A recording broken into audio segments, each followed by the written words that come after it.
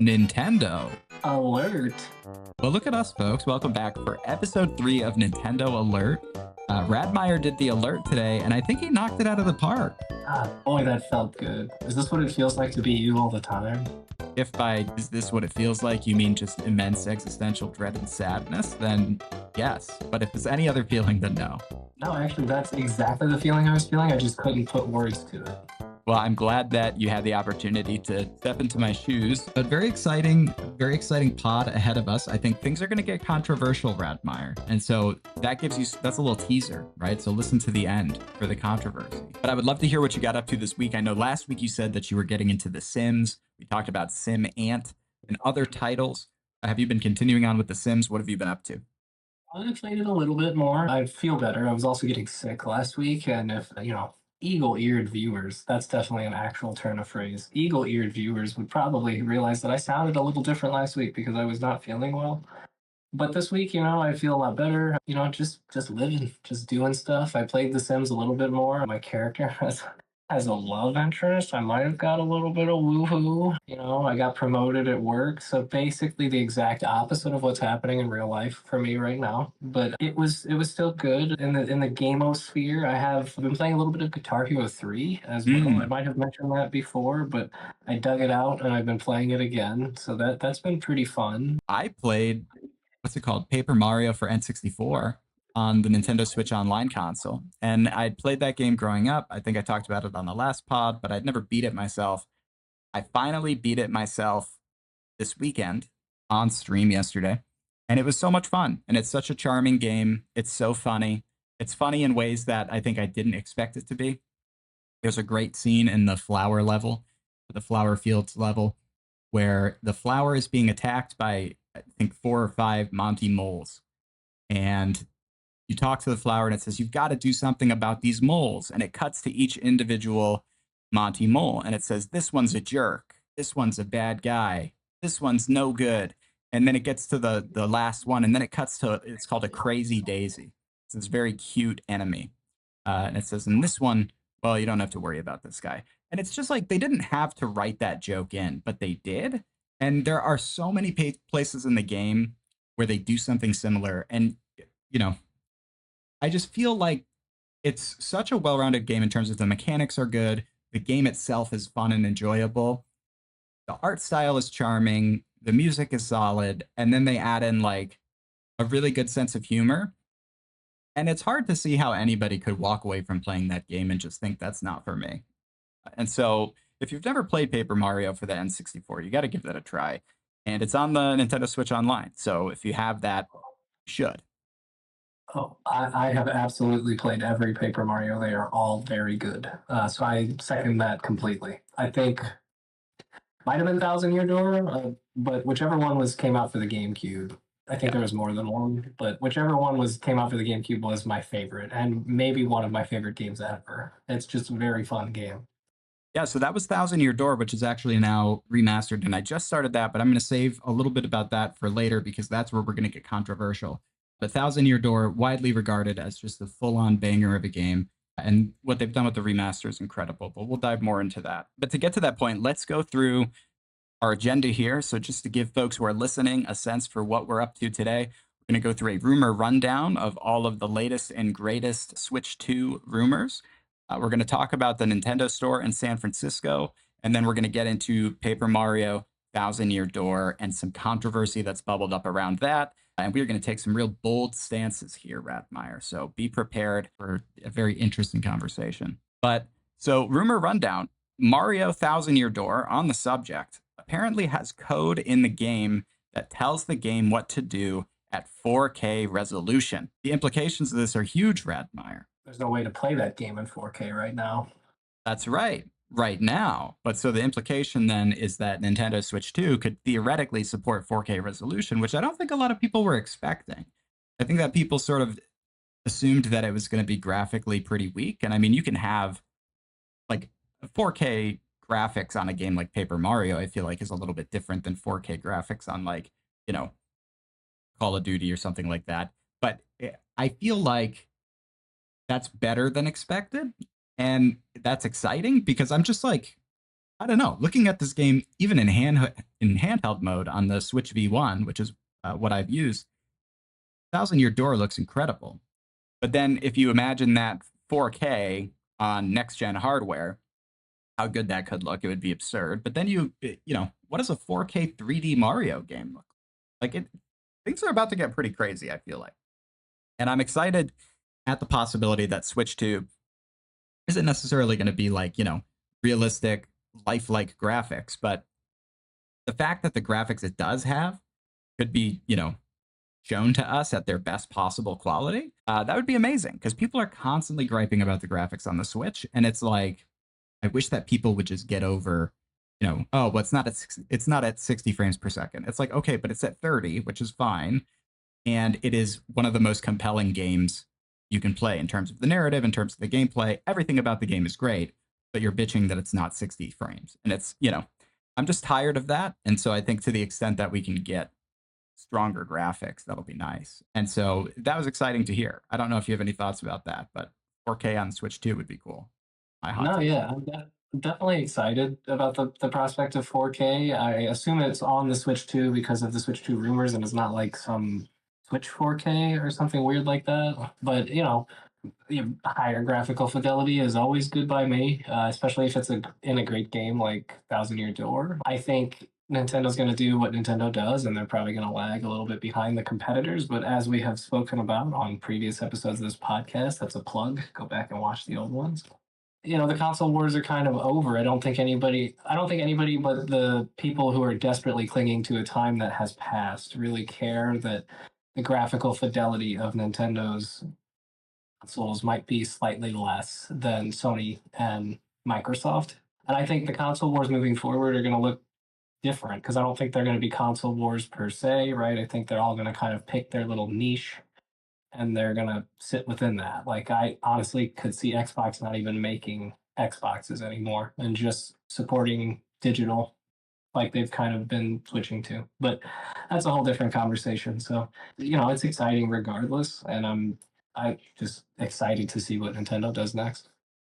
Yeah, I think it's going to be really cool. And it's, like I said, it's a super exciting time to be following any of this, to be following gaming in general. I think like frankly, the next 2 weeks are going to be pretty exciting. We've got the Xbox Showcase coming up in early June. We're expecting a Nintendo Direct probably around the same time. Summer Games Fest, we've got the IGN thing they're doing.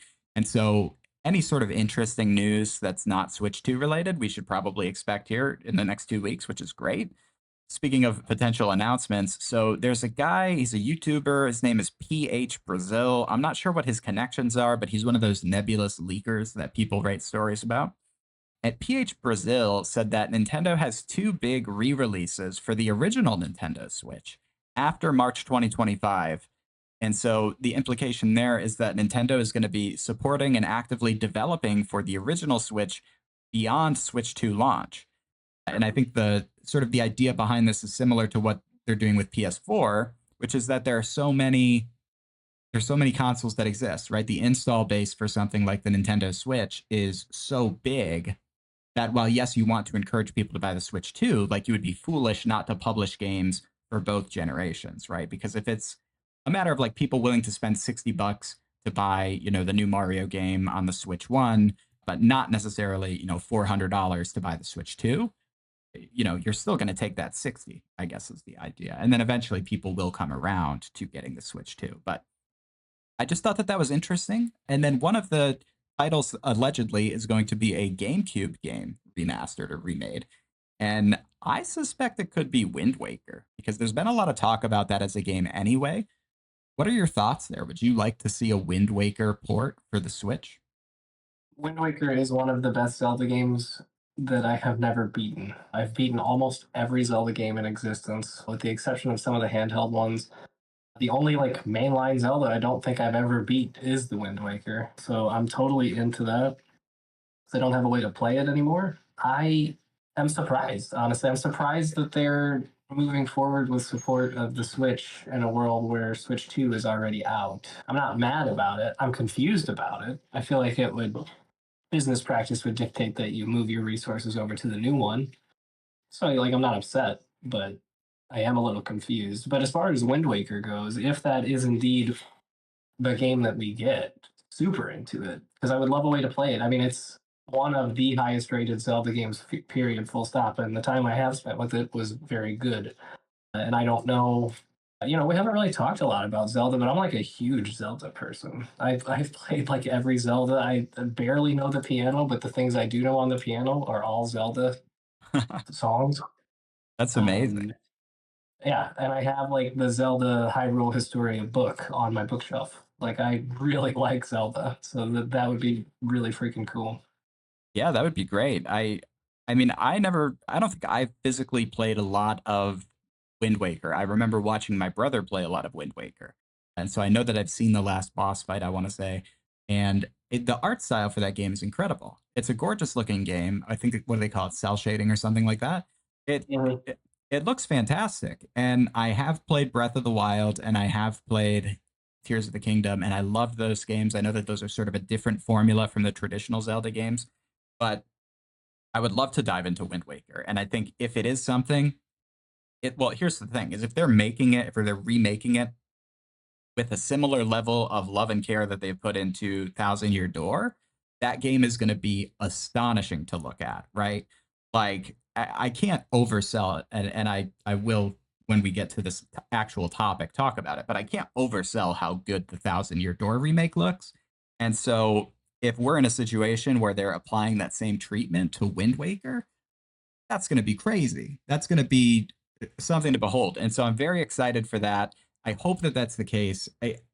Otherwise, my GameCube list is like, I would love to see Kirby Air Ride make an appearance. My hot take is that Nintendo won't release any kart racing games that aren't Mario Kart because Mario Kart is such a mammoth cash cow, which I know is unpopular with the Diddy Kong racing fans to say, but like you are not going to shoot the golden goose. You're not going to bring a gun anywhere near the golden goose. And Mario Kart is a huge money printer.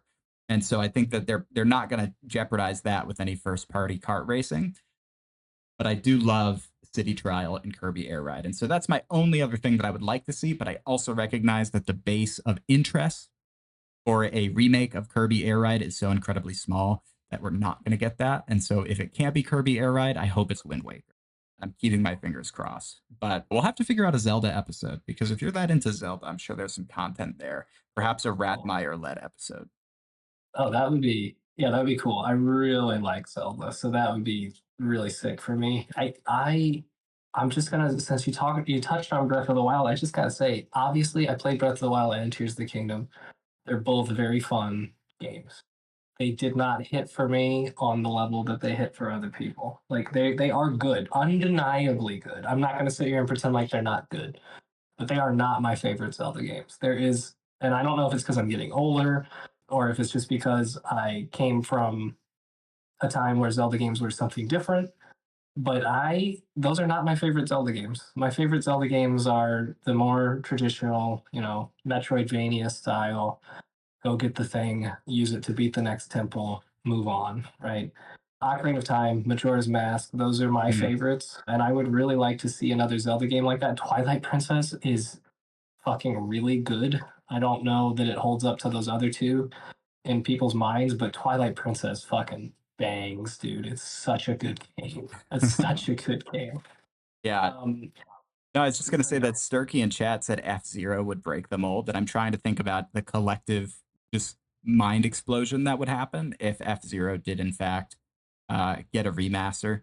That would be nuts. But sorry, you were Zelda-ing, so please continue No, Zelda-ing. no, I was moving on from Zelda, Oh, and I'm okay. glad you brought up F Zero because what would be a bigger deal to this point, to people at this point? If we got like an F Zero remaster, or if we got like Mother 3, or something that people have bitched about for years.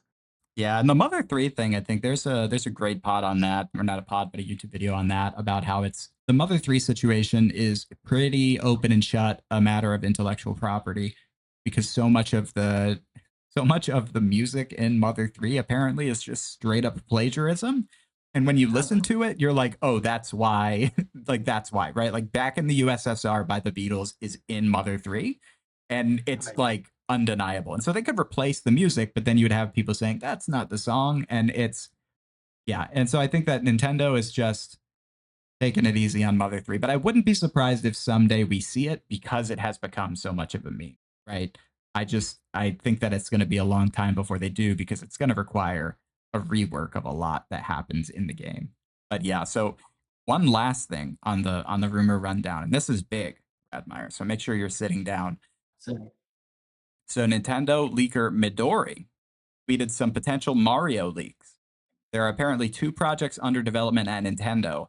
One is called SP Red, and the other is called Silver Star. And so the reason we know these are Mario leaks is because the internal code for Mario games at Nintendo is allegedly Red, right? And so they'll name something Red. And then Mario Odyssey was named Red Star, right? And so we have SP Red, and then we also have Silver Star, allegedly two separate projects, but both seem to be, they're giving Mario, as Gen Z would say, right?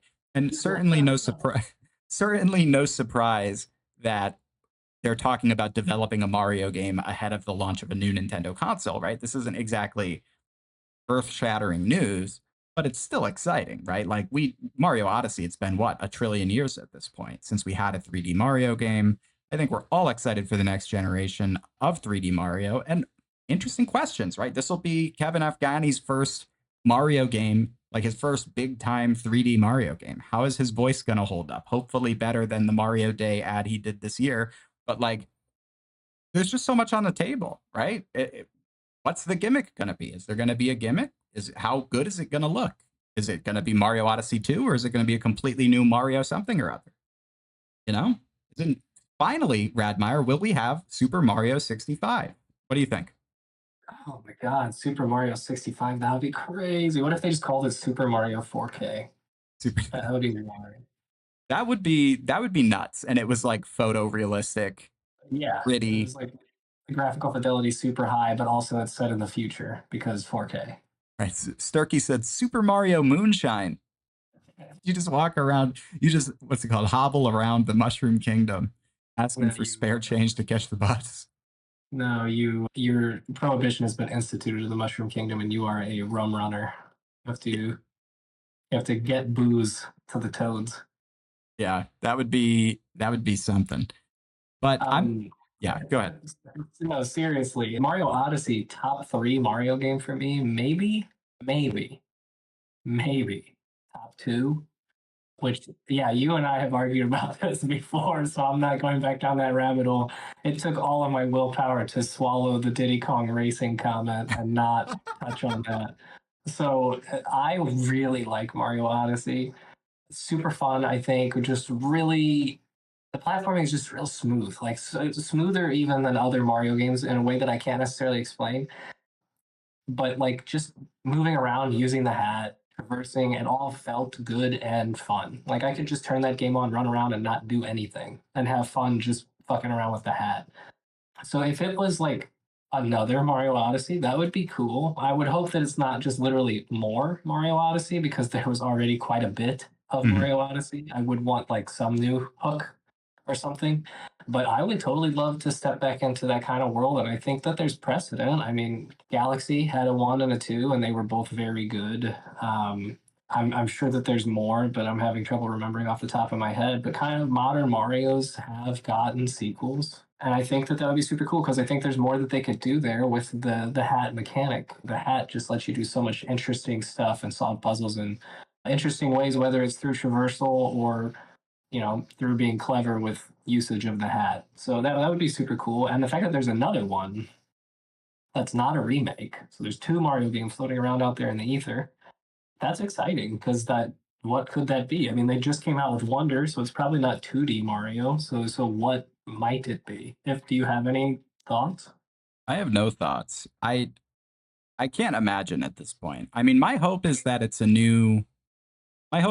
entirely new kind of title, right? I think that Mario Galaxy kind of threw kids off where it's like, oh, well, Mario Galaxy 1 and then Mario Galaxy 2. And so now everybody's like, well, we need a second. I feel like we had Mario 64, right? And I joke about Mario 65, but that's not a real thing. And then we had Mario Sunshine, and then after Mario Sunshine, we had Mario Galaxy, and then we had Mario Galaxy 2, but then we went to Mario Odyssey, right? And so the Galaxy games are the only ones that have direct sequels for 3D Mario. And it's like Mario Odyssey was great. And, originally I wasn't sold on Mario Odyssey, but I think that was me holding on to a lot of nostalgia about the older titles. But then when I sat down and played through it, I was like, oh yeah, this is like a banger game. It's not my favorite Mario, my favorite 3D Mario. That will always be Mario 64. But Mario Odyssey is certainly a high point for the 3D Mario series as a demonstration of like the technical ability, right? And the lengths to which 3D platforming has come. But I think my hope is, Mario Odyssey was what, a 2017 title, and so it's now coming up on a decade. And so Jesus going Christ. right, like going back to that place would be like people would feel good because it's like, oh, Mario Odyssey was good, so this is definitely going to be good. But it's also like you sort of have to move on, right? Like you have to bring something new because it's been so long that if you're going to do a Mario Odyssey 2, you would do it 5 years later, right? You would do it in the life cycle of the Nintendo Switch. But now that we're in the next console, it's like you've got to give us something that reflects the sort of enormity of a jump that you're making by releasing a new console, right? Like Mario 64 was one thing, but Mario Sunshine was a whole new vibe, right? And then Mario Sunshine to Mario Galaxy was a whole new vibe. And then, we got Mario Galaxy 2, but that was in the same life cycle. And so now that we're in a new console, I feel like it's got to be a new world. It's got to be a new thing to discover. And I don't even try to think about what that could be because I think that part of the fun is seeing what direction they take it. And Mario Wonder, I think if the quality of the next 3D Mario is analogous to the quality of Mario Wonder, like I think that we have a lot to look forward to, but it's just getting to that point without getting too hyped up because Mario Wonder, I think for me personally, we talk about top two, top three. I think probably my top three Mario games, and I'm going to say this and people are going to think I sound insane, but it's probably Mario 64, Super Mario World, and Mario Wonder. Like I think that that's the order for me at this point, and Oh. I think that Mario Wonder and Super Mario World are probably very close to one another and competitive with one another because I think that it's like I played that game and I was blown away by how good it was. And I think that they've got it figured out with Mario right now. And if they're gonna carry that momentum over, that's gonna be a big release, whatever the next 3D one is. But in terms of what they both could be, I don't know. If they're doing more than one, hard to know. But I also think that it's possible that it's just the same game under a different code name, right? Or something like that. But that's my hot take there. Um, That we could do a whole episode where we just say what our favorite games are and argue with the community because you putting Mario Wonder in the top three, I suspect, would be a hot take. I mean, it might be, but it's like I feel like if you disagree, like it's one thing to disagree with that at like a nuanced level, like hey, I see where you're coming from, but I wouldn't put it that high. I can understand that sort of disagreement, but if you're like shocked by that, I feel like you did not play Mario Wonder, not you specifically, just the audience, right? Because I think that it's such a good game, and it might take some time to come down off the high of it, and that'll make me, you know, I'll get a little post wonder clarity, as it were, right? But but I think that there's a real case to be made, and I don't know that it's the most out. Now, if I got up there and said Mario teaches typing is number three, then come for me, right? And Mario let me teaches know. But typing is loaded, and I will not hear you slander it again. Mario teaches typing is actually, and we can get into this one of these days, is a very important Mario game. But anyway, so the next thing, go ahead. Oh, I just had one more thought before we move on, because I would like to give my top three as well. Oh, Mario okay. teaches Go for it. Let's fight. We're fighting today. Go ahead. Yeah, no. What counts as mainline? Like, do I get to count Paper Mario, or are those different enough that those are like their own category? Yeah, Paper Mario is technically not mainline. And so, Okay, so yeah, I just want to make sure we're speaking the same language here. Then, what do yeah. I get to count as mainline? It's just Galaxy, it's just Odyssey, stuff like that. Well, let's see. I'm going to type it in. I think it's mainline Mario checklist. If you go and type that in on the Google machine, there's a website, mariochecklist.com. That's what Okay, I just sort of, that's what I played when I was playing all the mainline Mario games. okay. Well, then I will say unequivocally my top three. Right. Super Mario World is my favorite. That's the one for the Super Nintendo, I believe. Mhm. Yes. Yep. Yeah. That one's my favorite, easily. Easily my favorite. Super Mario Odyssey is number two. Super Mario Odyssey is my second favorite one. And there's a lot of reasons for that. And I know that you probably hate that with every fiber of your being, but that is my second favorite. And I think my third favorite is very close between 64 and Super Mario Brothers 3. Ooh, I think I would give it to Super Mario Brothers 3. So I think it is World, Odyssey, Super Mario Brothers 3. Yeah, that seems very reasonable to me. I think that that's a completely that's a lukewarm take, if any, Okay, and good. and that's not a bad thing, right? Having a lukewarm take is good because that means that that's like a very reasonable take. I don't think anybody would argue with you about that. Entity says Mario RPG counts, and I won't hear otherwise. I listen. I know where you're coming from. I don't think so. I don't think so. I don't know why. I forget what the rationale is behind this list, but I trust it with all of my heart because that's the list I played when I was running through all of them for Wonder. Dude, what if SP Red is actually like Nintendo releasing a stock trading app for the Standard and Poor's? What if it's just Mario Standard and Poor's? Mario gets into meme stocks. Yeah, that would be one hell of a game. Speaking of being in the red, though, we got to move on to the next part here. But Nintendo Store San Francisco. This is a quick thing to talk about, but this just kind of surprised me. Nintendo announced a plan for an official store in San Francisco, similar to they have the New York City Nintendo store. So this is I guess they're just opening a store in San Francisco, which is just an interesting second city to pick, especially because there has been such an exodus of big business from San Francisco, especially retail, because of the various problems that they're having up there. And so wondering if there's just some sort of thought process behind San Fran or what the deal is, but that just struck me as interesting. And I have a few points on here. Have you been to any of the Nintendo stores? What do you think's going on here? Do you remember Disney stores? And a part of me wonders, could this be Nintendo sort of casting its net a little bit as it starts to think through its life as an entertainment company rather than just video games alone, where maybe it's opening stores in these bigger cities so that way people have the opportunity to go and, buy merch or whatever. Maybe this is eventually going to become analogous to the Disney stores of the past. I remember the Disney store at the mall where I grew up, and that was sick. And I remember being hyped every time we went there. And I'm thinking, if Nintendo feels like they're in a strong enough position to open those, I don't doubt that they could have their own standalone retail place in a lot of markets and do pretty well. Because who wouldn't want a really big Kirby plush, right? Like I feel like right now that stuff just lives in the fringes of video game aisles, but it could be its own thing. What do you think? I 100% agree with you. I think that they could have their own store. I have not been in one, but I have been to New York, New York, good old NY, and I walked right past it. It's in Rockefeller Center. Hmm. That's right across the street from a Starbucks. I remember it well because I was like, do I have time to go in there? Because I wanted to go in there and I did not have time, so I chose not to. But it's a cool place, and I think that there's some overseas that look super interesting. Like I have the one on Japan, the one of the ones in Japan. I think the one in Tokyo has been on my like gotta do this at some point list because it looks really really cool. Um, so I am in favor of them doing more, especially if they give them attention, like the way they did the one in New York, where they go do events there, whether that's for Pokemon or Nintendogs. I think was the one that Miyamoto came to New York for. I Oh don't know my if you god. remember that or not. I don't know if you remember that, but I feel like Miyamoto came and like did something for Nintendogs at one of them.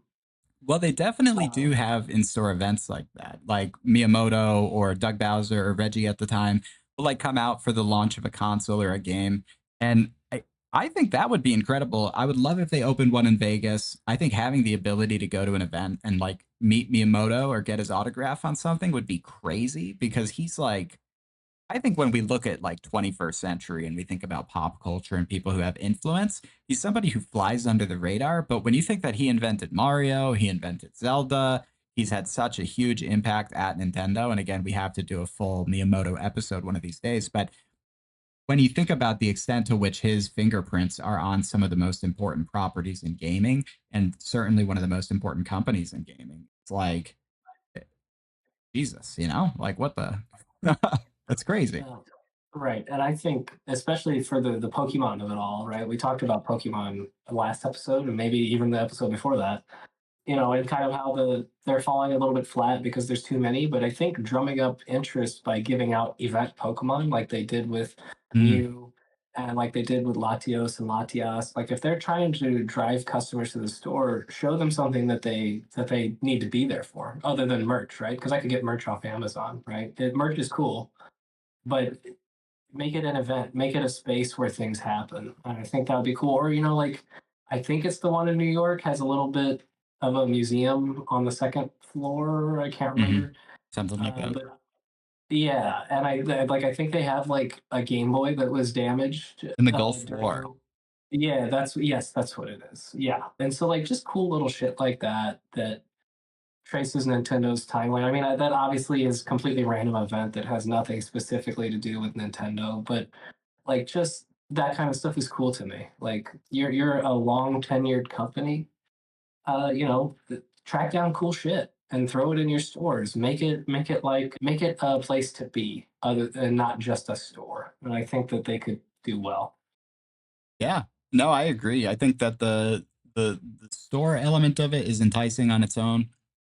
But then when you add in some of these like in-store meet and greets or signings, or you correctly bring up the possibility of getting like limited edition Pokemon or whatever, I think any sort of brand integration like that is going to go an incredibly long way, and it is going to provide just sort of an interesting layer to it that sort of helps build community, but also in a way that allows Nintendo to control it. Because I think, like, when you think about Smash Brothers and some of the community that has been built around Nintendo, it's not always as Nintendo would hope it could be. And so if they're holding in-store tournaments, if they're sort of designating themselves as the hub for their own world, that could be beneficial to them long term. But I just thought it was interesting from a sort of selection point of view, just that it would be San Francisco. I don't know what's motivating that, but I think that that's just sort of contrary to what we're seeing with a lot of other brands in terms of their investment in that specific location. And so I'm curious to see how it all plays out. But fingers Maybe this crossed. is maybe this is a simplistic take, but San Francisco does have a very large Japanese and Japanese American population, so that could have something to do with it. Yeah, I mean it's definitely a big market with a good deal of diversity for sure. So we'll have to see what works out. But curious to follow this. Oh, we didn't talk about the Disney store. I wanted to say something about the Disney store. We'll say something about the Disney store. What's going on? What are your I thoughts? do remember the Disney store, and actually, this just came up in my life recently, right? Because I frequent the mall, right?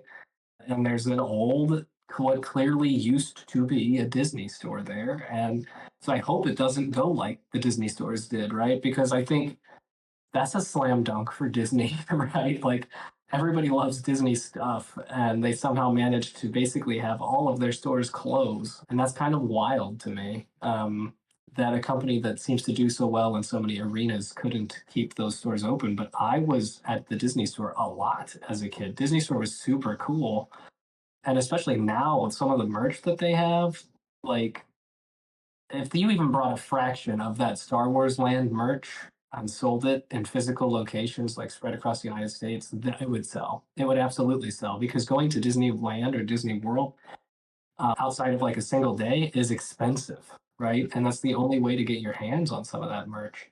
So I think it's kind of crazy to me that they're all closed. It's like a specific moment in time from my childhood, and you can still like find their empty husks being used for other stores, and it's really weird.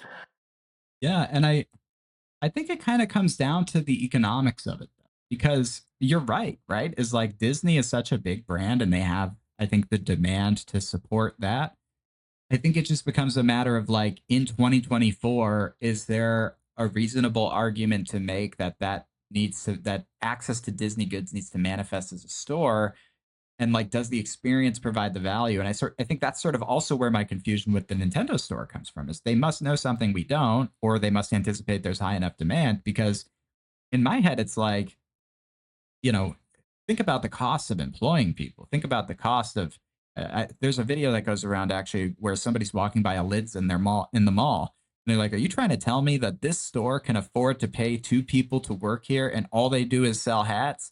And it's one it's one of those things where when you think about it, it's like, how does that work? How is this happening? How does the lids that I've never seen a soul actually shopping in? How does it manage to keep up with mall rent and pay employees and pay for health insurance? I mean, I guess in a lot of cases they just don't, right? But I you sort of wonder about the calculus of those sorts of things and just like what's possible because retail is as sort of fucky as it is right now. What is a Nintendo store going to look like in terms of Nintendo's like bottom line? Like, is it going to be a super successful thing? Is it something that you only have? Because there are stores that exist that are like, we have stores in New York, in LA, in Las Vegas, in, DC and Boston, right? Like the big cities, but they don't have anything elsewhere. But like the Disney store, they had them everywhere, right? Well, And so, yes. yeah, it's like Yeah. this is the Disney store for, Springfield, Massachusetts. And it's like, that's cool, but like that's not exactly a destination. And so I think it's like, does this model only work as sort of like a destination thing, or is this something where it could be like a more widely available store? Like those are the things that I think about when I see announcements of brands expanding into retail now, just knowing how competitive and how sort of ruthless you have to be just because of how many costs there are. Like you have to sell a fuckload of stuffed Mario dolls to just to cover the rent for the building you're in? And so, yeah, I don't know. That's sort of my thought on it. It's like I think they fumbled the bag, but they fumbled the bag predictably because it's like Yeah. Jesus, I would just sell shit online. That's where my I head's at think this point. Well, I think that's the big issue. I think online shopping is the majority of people's preference, but I do think that for certain items and just in terms of drumming up interest, having a place to go, right? In this day and age where it's so easy to be disconnected from things, having a place to go is actually super fun. And it feels unique in a way that perhaps it felt tiresome in the past. And maybe that's just me, but I think the problem with malls in general, and boomers and every generation have talked about why malls didn't work, quote unquote, a million times over. So we don't have to go down that rabbit hole again. But there was just too many. There was too many Disney stores. You don't need a Disney store in Springfield, Mass. You don't. Like, what are you offering that you couldn't just sell somewhere else, or whatever? Like, there's just too much, and there was too many malls as well. Like, I have lived in and around St. Louis, Missouri, my entire life. The population of the city itself is roughly 300,000. The population of the metro area is roughly 4 million or something like that.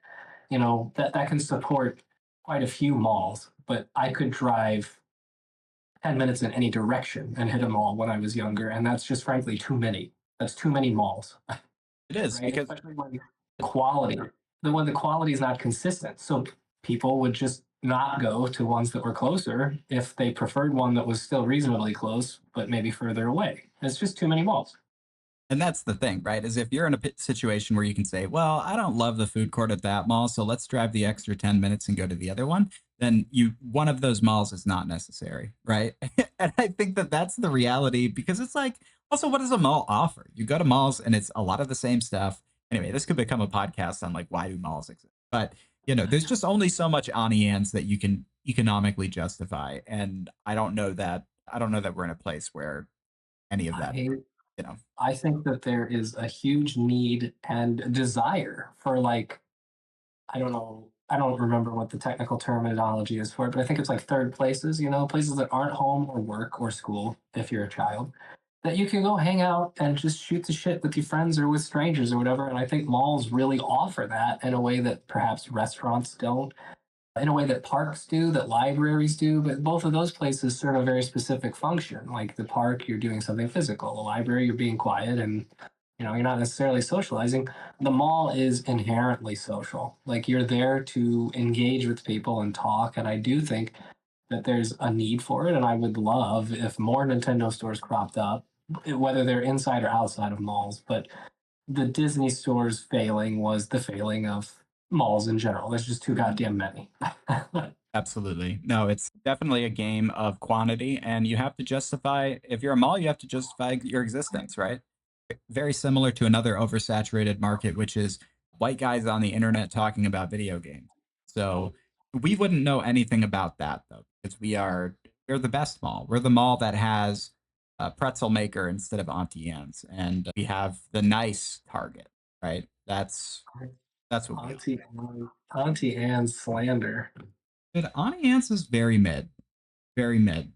But we do have to move on because we're getting close to an hour, and this next bit is where the money is.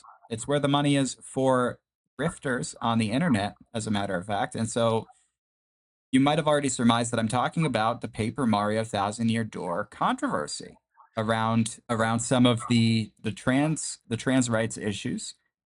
And so if you've been following this, let me make sure that I can summarize this in a way that is accurate to the story. But so in the Paper Mario games, you have a partner, you have like a series of partners that come with you. They join you on your quest. And so Mario will attack, and then you pick an attack for your partner to do. You're essentially a little duo walking around at any given time. In Thousand Year Door, one of the partners' names is Vivian. And Vivian is like a ghost, looks like a sort of like a cartoon witch. It's like purple. They changed the script from the Japanese release. Now, in the Japanese release of this game, but Vivian says that she's a woman, right? And it's largely accepted by people both in Japan and people who have translated and had experience with the game in English speaking markets, that sort of the implication from the Japanese text is that Vivian is transgender, trans as a trans woman. And this was in the game when it came out in 2003. And so Paper Mario Thousand Year Door on the GameCube in Japan, Vivian is a transgender character. In the American localization, they removed that in the original release in the US. And so in the most recent remaster, this one that just came out a few days ago, Nintendo has embraced the original Japanese script of the game. And essentially, the way that they handle this in the game is what Vivian says now is closer to the original text from the Japanese back in the day. And Vivian says, truth is, it took me a while to realize I was their sister, not their brother. Now their usual bullying feels heavier. And so it talks about, being bullied by their siblings in the process of sort of finding who they are, right? And now, if you have followed politics, you know that this is, for some reason, a hot button issue.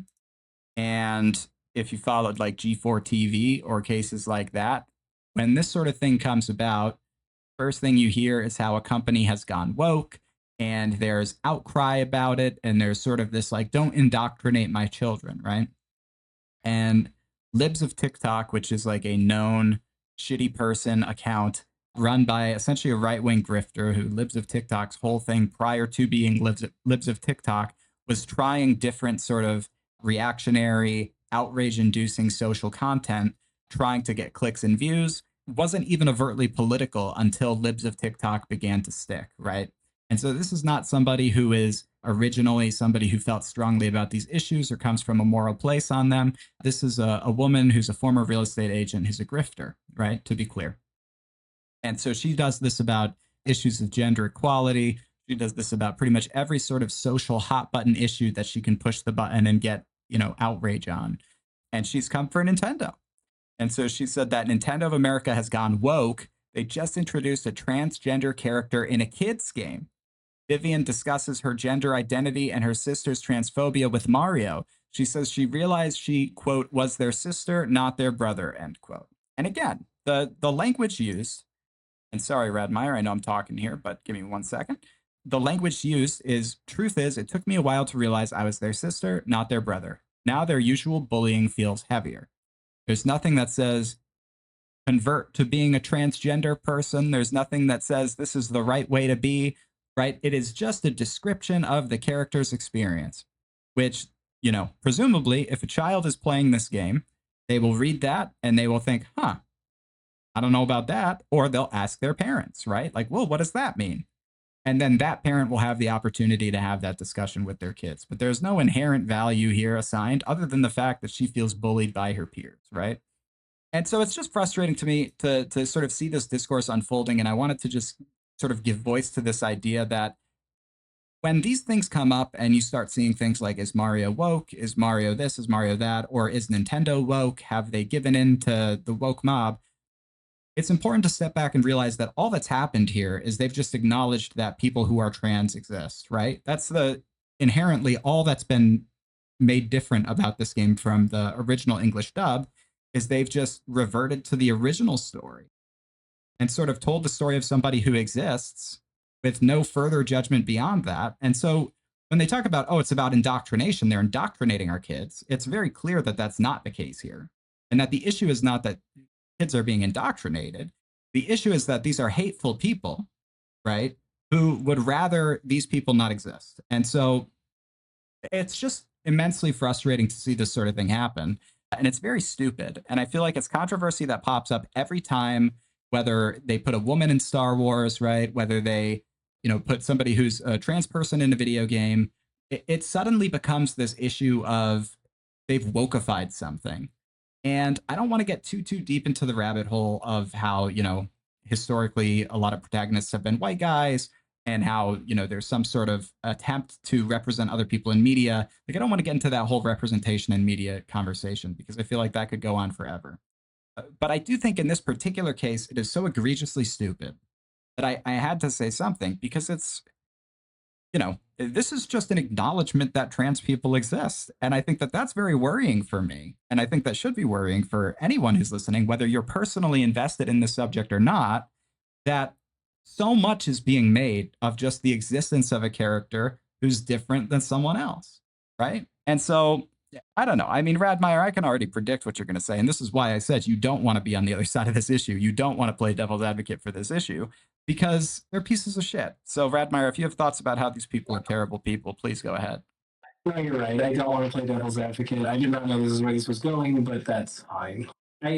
I just want to just start from the beginning and say, holy shit! I can't believe Nintendo released this game. Came out originally in 2004, and I played this game, and I didn't even know that was the Vivian's original backstory.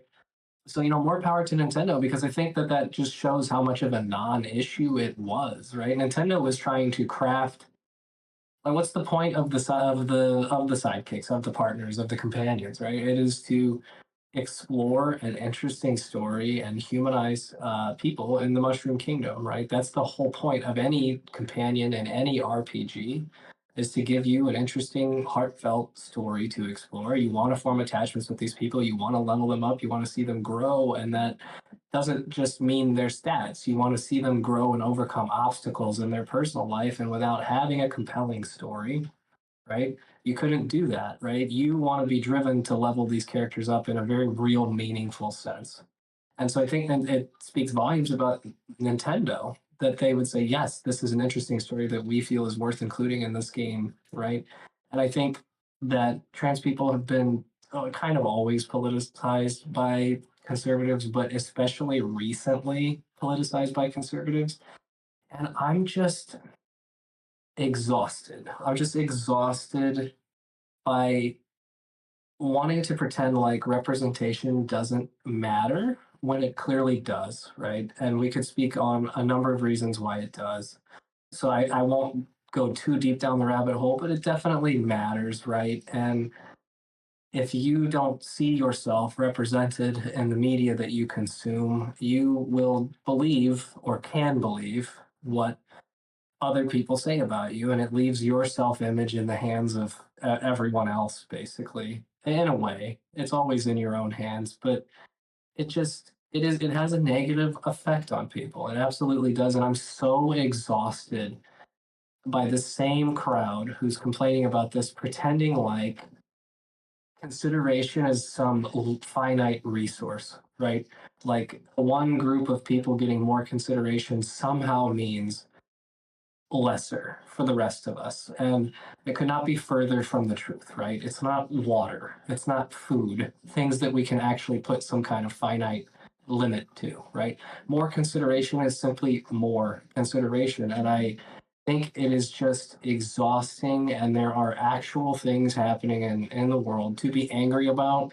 And the backstory for a character in a children's game that happens to be, trans, that represents actual people that exist in real life, that shouldn't be demonized, because there are people in real fucking life that live this experience, and it's just exhausting. And I just think it speaks to the humanity of the people who complain about it. And it's just not hard to be kind and compassionate. And anybody who wants to get up in arms about something like this, they've already kind of tipped their hand and revealed how they are as people. And I am exhausted by it.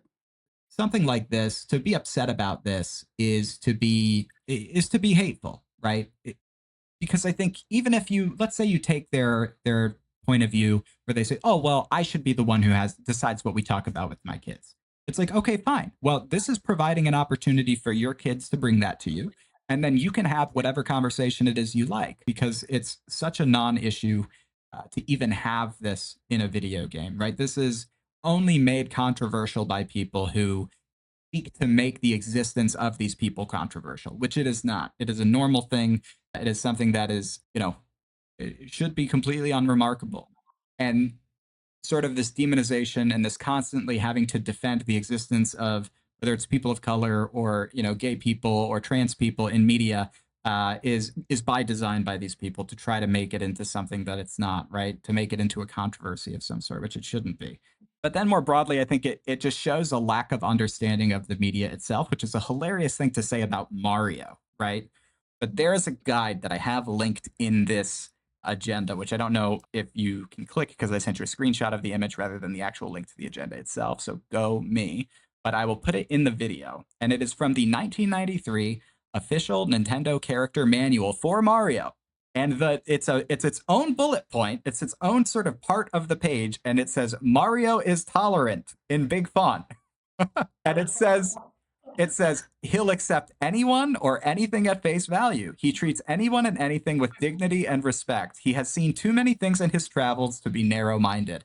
This is from 1993 and it has been carved out specifically to define the character of Mario, which is that he is tolerant as a bullet point. They could have said he jumps really high or he runs really fast or he's very strong, but they chose to say he's tolerant, which, like, I don't want to get too preachy about it or make it sound like Mario is like this thought leader in the progressive space, because he's not.